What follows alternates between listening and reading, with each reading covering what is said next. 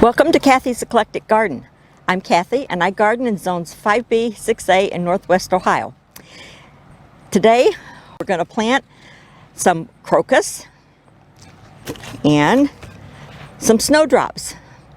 These are bulbs and I've not planted too many bulbs, so this will be a new experience for us. We'll be right back.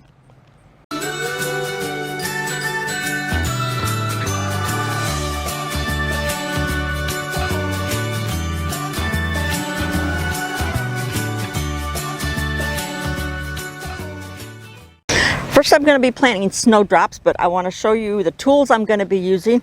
First of all, my gloves. Got to protect your hands. And I'm going to use my hori knife.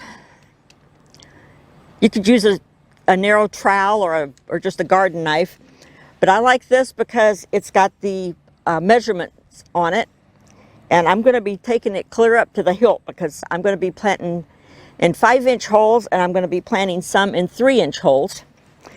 And I'm going to be digging my holes with a bulb auger. And this is, I think it's about a 2-inch auger. And I have a DeWalt 20-volt brushless drill. And that's how I'll be drilling my holes. Okay, let's talk a little bit about snowdrops. The scientific name is Gallianthus warrenovii. They're also called milk flowers or the green snowdrop. The name Gallianthus comes from the Greek word gala, which means milk, and anthos, which means flower, hence the nickname milk flower. And the flowers are white. They're hardy in zones 3 to 9. They like full sun to part shade, and they bloom early, very early in the spring. Sometimes they even come up through the snow. Hence the nickname snowdrops. They get 6 to 8 inches tall, and you can plant 12 per square foot, but they recommend planting 3 to 5 bulbs in a group and then spreading the groups about 6 inches apart, and that makes them look more natural. This is what the bulb looks like. You can see that. This is the top of the bulb, the pointy end, and this is the root end. So you plant it with the pointy end up, like this. After you plant your bulbs, water them in and keep the soil moist in dry weather. But when you plant them in the fall, you don't really need to water them too much because usually fall you get plenty of moisture, and then as you go into winter, you get a snow cover and they'll be okay on the moisture. They like any kind of soil pretty much, but it needs to be moist but well drained. You don't want them to sit in water because the bulbs could rot if they're sitting in water. They have very few pests. Slugs sometimes maybe can bother them, but other than that, deer and rabbits and voles and that will usually leave them alone. So that's about all there is to planting snowdrops, and they don't have a lot of maintenance. They will come up through the snow, and after they've bloomed, they'll die back and they'll come back next year. And now I'm going to show a little video clip and some pictures of what drew my attention to snowdrops. I work with a community garden, and we were installing a new community garden in a little village northwest of where we live, and I saw these plants coming up around a tree and just fell in love with them. So I don't know what variety they were. These films and pictures were taken a couple of years ago. They were beautiful. I'm also going to be planting some crocus bulbs.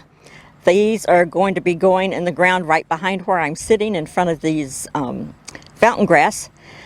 And these also are early spring blooming bulbs.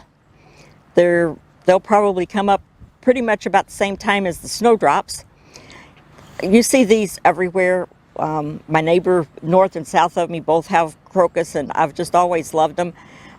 Kind of partial to purple, so that's one of the reasons I love them. But also, when you see the crocus, you think spring is here. So these are planted about the same as the Snowdrops. They're hardy in zone 3 to 8. They like full sun to part shade. These are, whoops, I almost dropped it. This is the bulb. It's just a little bit bigger than the Snowdrop bulb, but not very much. And these, they recommend you plant these 2 to 3 inches deep. They get 4 to 6 inches tall, and plant them about 4 inches apart. They'll bloom early spring, and then they'll die back, and that's all there is to it.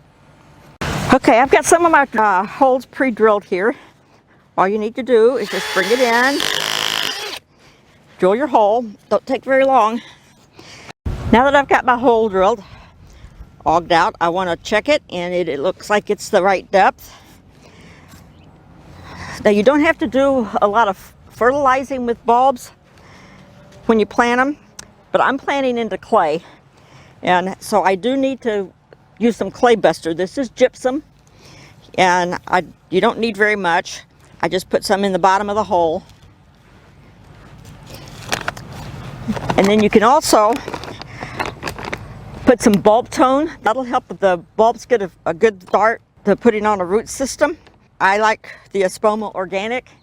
They're not sponsoring this video. I'm not getting any monetary kickback from them. I just happen to like Espoma products, so that's what I use. But you could just pick up a bag of bone meal. It does the same thing. And just put a little bit down in the hole, and you're ready to plant. Now we're ready to start planting our bulbs. And I've seen different ways. Some say to plant them 5 inches. Some say to plant 3 times the length of the bulb. These holes are 5 inches. The length of the bulb, or the height of the bulb, that's about 1 inch. So that would be 3 inches. And I just dropped the bulb in the hole. You want to plant it with the pointy side up, because that's where it's going to sprout from. This is the root end, and you just stick it down in there. And then you just cover it back up, and I'm going to get some dirt to cover that up, because planting in the grass like this, you don't get any fill dirt to put back over it. So I'll cover that up, and they'll be done. And after I get them all planted, I'll water them in a little bit. The perfect time to plant bulbs is from usually around end of October, clear up into December. You have to plant them before the ground freezes, but they like for night temperatures to be between 40 and 60 degrees.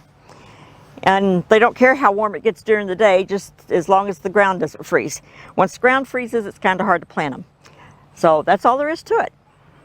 Thank you for watching my video. I hope you enjoyed it and maybe learned a little bit. I'll have more videos coming out, so if you hit that like button and the little bell, you'll know when I'm putting them out. Thanks for joining me. Talk to you later. Bye.